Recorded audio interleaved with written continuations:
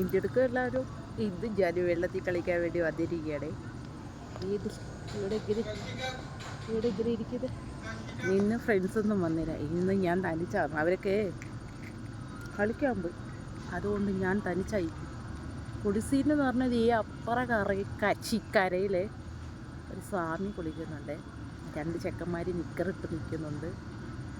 ആണ് ഒരാൾ ഇറങ്ങി കുളിക്കുന്നത്. അയാൾ എന്താ ഇട്ടിക്കുന്നത് എനിക്കറിയത്തില്ല. ഈ ഇൻസ്റ്റാഗ്രാം മുതലാളി കാശ് തന്നായിരുന്നുണ്ടെങ്കിൽ ഞാനിപ്പോൾ തിരുവനന്തപുരത്തായിരിക്കില്ലേ. അവിടെ പോയി വല്ല കടലിൻ്റെ തിര എണ്ണിക്കൊണ്ടിരുന്നേര്.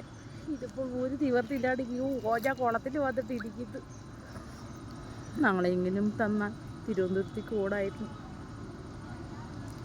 ആകെ മാസത്തിൽ ഒരു പ്രാവശ്യം പുറത്തിറങ്ങുന്നതാണ്.